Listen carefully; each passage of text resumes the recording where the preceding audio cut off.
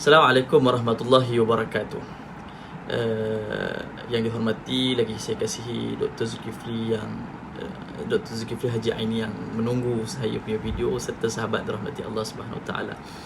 Baik, hari ini saya nak membentangkan sedikit sebanyak berkaitan tajuk kertas kerja, iaitu kajian salah satu kelompok masyarakat etnik, iaitu etnik kaum Chettiar. Baik, dalam konteks negara kita, istilah yang sering digunakan ataupun di negara kita ni dia menunjukkan masyarakat Chettiar. Orang menunjukkan masyarakat Chettiar ni adalah Chetty.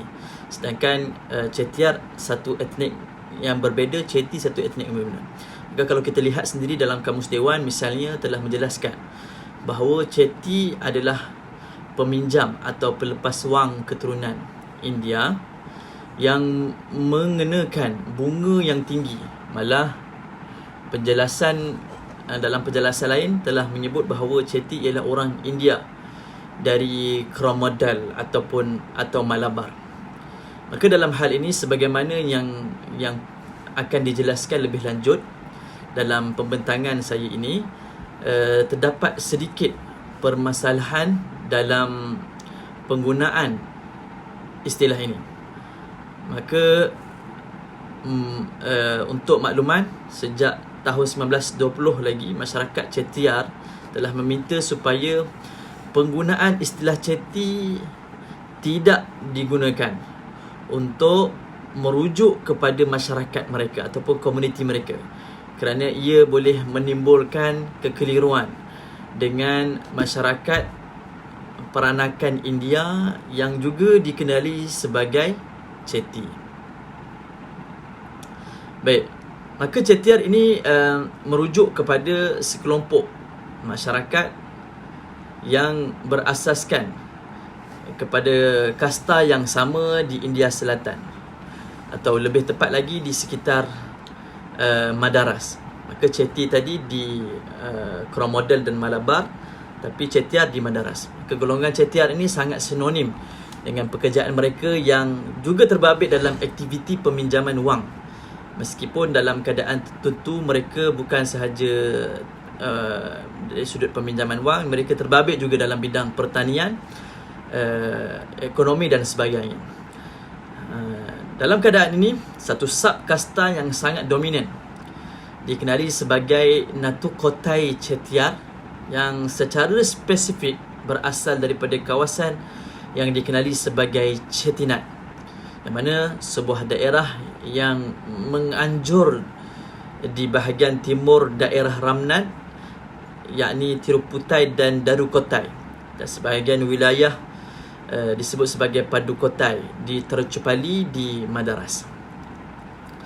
Kita pergi kepada sedikit sebanyak latar belakang sosio budaya etnik Chettiar ini, yang mana penempatan komuniti Chettiar di Chettinad telah banyak memberi peluang kepada kelompok mereka untuk membina satu disebut sistem sosio-budaya ataupun sosioekonomi yang bagi saya dia unik serta berbeza dengan keturunan komuniti Tamil yang lain, yang mana mereka telah berasaskan dengan sistem yang mereka perkenalkan, iaitu sistem 9 Nagarkovil ataupun disebut sebagai 9 Clan Temples, yang mana kalau Nagar tu sendiri diistilahkan sebagai bandar, dan Kovil ini merujuk kepada kuil. Tapi hakikatnya Nagar Kovil ni dia sebenarnya sebuah sistem, dan sistem ini bertujuan untuk mewujudkan sikap bangga di kalangan komuniti Chettiar itu sendiri, selain amalan semangat kesukuan yang tinggi di kalangan mereka. Berapa amalan tradisi yang telah mereka wujudkan berasaskan sistem Nagarkovil telah banyak sebenarnya menyumbang kepada kekayaan ataupun pengumpulan harta kepada komuniti Chettiar itu sendiri. Secara tidak langsung telah menjadi sumber kewangan utama bagi mereka memulakan aktiviti yang mereka lakukan, iaitu aktiviti peminjaman wang di India Selatan dan termasuk di Asia Tenggara. Baik, seterusnya seperti kita maklum bahawa kaum peranakan India ataupun kaum yang menganut agama Hindu ini, antara kepercayaan diorang ni dalam melaksanakan ataupun dalam menyempurnakan perintah Tuhan, maka mereka telah mengklasifikasikan sikap antara kelompok-kelompok mereka pada kasta-kasta tertentu. Yang mana saya telah baca bahawa ada lebih kurang 4 kasta yang diklasifikasikan. 4 kasta, dan satu kasta tu dia tidak, dia memang yang mana kasta ni, kasta pertama pada golongan para agamawan. Ada istilah nama kasta-kasta tersebut, dan paling bawah sekali ataupun kasta yang paling bawah sekali itulah kasta yang kemiskinan, yang tidak boleh disentuh sama sekali disebab tak silap saya nama kasta tersebut, istilah kasta tersebut kasta dolik. Maka perkataan kasta ini tak lain tak bukan bagi membezakan manusia mengikut kelas-kelas tertentu berdasarkan tahap kewangan mereka, pekerjaan mereka, pangkat dan lain-lain. Maka tujuan utama kasta ini dikaitkan dengan agama Hindu bagi memudahkan proses pertukaran agama, ataupun kasta ini sendiri bertujuan mengekalkan ego ataupun penguasaan ke atas kelompok manusia yang lain. Inilah yang diamalkan, yang seperti kita maklum bahawa kaum India itu sendiri. Maka komuniti Chettiar di Chettinadu telah membuat pembahagian komunitinya. Berbeza sikit, dia bawa kepada 9 suku berdasarkan apa yang disebut sebagai sistem Nagakovil tadi, iaitu Nagakovil yang utama. Masing-masing mempunyai dewa pujaan tersendiri. Setiap Nagakovil dikelaskan lagi berdasarkan sub kelas atau suku yang juga dikenali sebagai Utpirivu ataupun Vakubu, melalui Vakubu. Dan melalui sistem ini juga komuniti Chettiar dia tidak mempertikaikan secara terbuka tentang kasta, dan sistem ini diguna pakai dalam setiap penempatan yang baru diduduki oleh komuniti ini, sama ada di dalam atau di luar Chettinadu itu sendiri. Maksud dan gambaran di sini bahawa mereka hakikatnya tidak mereka mengamalkan kasta. Saya berpengalaman dalam agensi travel, maka kami punya kami punya driver bus di kalangan kaum India. Jadi saya sempat bertanya kepada beliau bahawa sebenarnya mereka ada kasta yang berbeza, dan mereka pertahankan kasta mereka ini, kedudukan mereka ini, dan ada sehinggakan bahasa mereka pun lain dengan ada bahasa tersendiri, dan mereka juga ada kelompok-kelompok mereka tersendiri. Namun mereka tidak mengisytiharkan yang bahawa mereka mengamalkan sistem yang disebutkan sebagai kasta, yang mana hakikatnya kaum Hindu itu sendiri dia memang tidak terlepas dari meletakkan kasta-kasta tertentu pada penganut-penganut ini. Baik, kita terus pada sistem Nagakovil, yang mana sistem Nagakovil ini telah menjadi amalan gaya hidup komuniti Chettiar dan memberi pengaruh yang sangat kuat dalam perkembangan bukan sahaja dari sudut sosioekonomi, termasuklah sosio-budaya. Seperti antara sosio-budaya seperti peranan kuil, perkahwinan, sistem joint family, dan serta sistem disebut sistem nilai. Baik, seterusnya kaum Chettiar ini juga menjadikan kuil merupakan institusi penting bagi komuniti Chettiar dalam sebuah Nagakovil. Kuil bukan sahaja berfungsi sebagai tempat ibadat semata-mata, tapi turut dijadikan sebagai pusat pengumpulan harta, pusat pelaburan, malah penggalak pada pelaburan semula, dan pusat perniagaan. Dan kesimpulan yang boleh kita buat, kuil yang mereka buat ni adalah pusat pengurniaan kekayaan dan kekuatan ekonomi.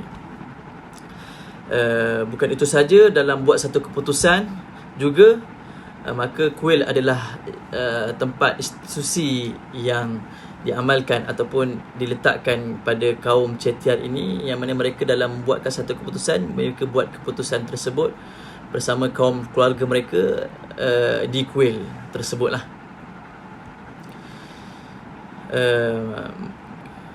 Dan kalau kita tengok, dia bukan sahaja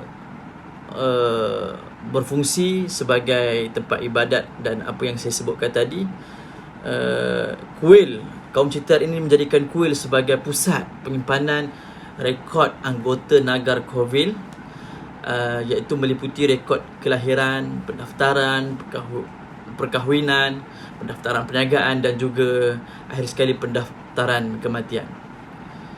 Dari sudut sosioekonomi pula, Kuil telah berperanan sebagai pusat pengumpulan dana atau disebut dengan istilah yang digunakan oleh komuniti Cetiar iaitu manggamai, iaitu sebahagian hasil keuntungan perniagaan yang didermakan oleh anggota Nagar Kovil kepada tabung-tabung Kuil untuk kerja-kerja amal Kuil ataupun kerja amal Kuil disebut sebagai Kovil Pani dalam pelaburan perniagaan.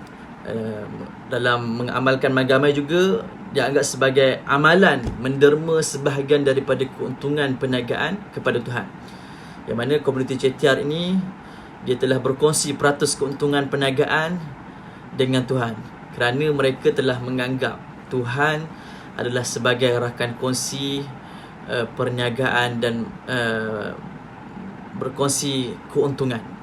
Seterusnya antara sosio budaya yang juga kita dapat lihat pada komuniti Cetiar itu sendiri, iaitu yang mana institusi perkahwinan dan keluargaan menjadikan satu aspek penting dalam mereka mengukuhkan kedudukan ekonomi anggota komuniti Cetiar itu sendiri, iaitu dengan menerapkan sistem nagar, apa yang disebut sebagai Nagar Kovil tadi. Perkahwinan perkahwinan bagi mereka hanya dibenarkan dalam kalangan ahli Nagar Kovil, dan ia adalah satu ketetapan yang mesti dipenuhi dengan adab resam, pantang larang dan menjadi satu tradisi bagi komuniti Cetiar sendiri. Maka ketetapan ini tak lain tak bukan bertujuan untuk merapatkan ikatan kesukuan, menambahkan lagi keturunan dalam Nagar Kovil itu sendiri, secara tidak langsung memberi jaminan perkembangan perniagaan dalam pengumpulan harta. Pasangan yang bakal berkahwin dia mesti mematuhi ketetapan tersebut serta mengamalkan dengan penuh tanggung dan jawab, kerana perkahwinan akan menjadi penentu bagi kekuatan kedudukan mereka dalam keluarga dan Nagar Kovil itu sendiri. Pasangan yang berkahwin akan membentuk satu istilah yang dipanggil sebagai puli, iaitu yang bermakna keanggotaan dalam Nagar Kovil itu sendiri, dan ini menjadi asas kepada pembentukan yang disebut sebagai joint family ataupun valabu, serta menambah jurai keturunan dalam sistem kemasyarakatan komuniti Cetiar itu sendiri. Baik, seterusnya kita pergi kepada aktiviti utama kaum Cetiar di Tanah Melayu. Seperti kita maklum, sejak awal abad ke-20 lagi, kaum Cetiar telah membabitkan aktiviti mereka di Tanah Melayu, iaitu dengan membuat aktiviti memberi pinjaman wang kepada penanam padi, pelombong biji dan para peladang. Tapi mereka ni dia tak nak babitkan diri mereka dalam hal ehwal hartanah. Kalangan mereka lebih gemar untuk berada di belakang tokoh dari kaum Cina seperti yang kita kenal seperti Yap Ah Loy dan Lok Yu, yang mana mereka telah menggunakan modal yang dipinjam daripada kalangan komuniti Cetiar dalam usaha mengembangkan aktiviti mereka di Tanah Melayu. Malahan kalau kita mengenali Tan Cheng Lock, satu tokoh yang kita lihat tokoh sejarawan negara, turut pernah pinjam wang dari komuniti Cetiar bagi menggerakkan aktiviti perniagaannya. Dan Tan Cheng Lock serta masyarakat Cina di Melaka dikatakan telah meminjam hampir sebanyak 10 juta USD dolar pada tahun 1921. Demikianlah sedikit sebenarnya yang boleh saya kongsikan berkaitan latar belakang etnik Cetiar. Berdasarkan apa yang disebut tadi, jelas menunjukkan bahawa etnik Cetiar berada dalam kelas mereka tersendiri, dan dalam konteks kehadiran mereka ke Tanah Melayu, mereka berupaya untuk bertapak dan memperluaskan lagi operasi aktiviti keutamaan mereka, iaitu menjadi peminjaman wang di Tanah Melayu. Dan sebahagian aktiviti tersebut menjadi operasi operasi utama golongan Chettiar dalam bertapak di Asia Tenggara itu sendiri. Chettiar, kalau kita boleh sifatkan sebagai komuniti komersial, telah menambah rempah ratus kehadiran golongan imigran ke tanah Melayu, dan mereka disifatkan sebagai kelompok etnik minoriti yang mampu untuk sebenarnya berinteraksi dengan baik, bukan sahaja dengan pihak berkuasa British pada satu ketika dahulu, tapi juga dengan agensi-agensi perniagaan, agensi-agensi pelaburan.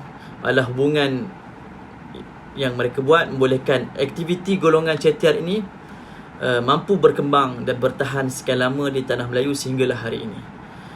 Begitulah sedikit latar belakang tentang etnik Chettiar yang dapat saya kongsikan. Maka di sini dapatlah kita melihat, mengenal sebuah etnik yang menjadikan bahawa sasaran kita sebagai ahli da'i, menjadikan sasaran dakwah untuk kita menyebar luaskan agama ini, menyebar luaskan kebenaran agama Islam itu sendiri kepada salah satu kelompok ataupun sasaran dakwah kita, iaitu etnik Chettiar. Cukup untuk hari ini. Wallahu alam. Mohon maaf khusus kepada Dr. Zulkifli Haji Aini kerana telah sudi menunggu ataupun video kerja tugasan ini. Saya memohon maaf di atas kesulitan ataupun kekangan masa yang saya hadapi. Mohon maaf doktor dan mohon berkati ilmu. Wabillahi taufiq wal hidayah. Terima kasih atas tunjuk ajar sebelum ini doktor. Wabillahi taufiq wal hidayah. Wassalamualaikum warahmatullahi wabarakatuh.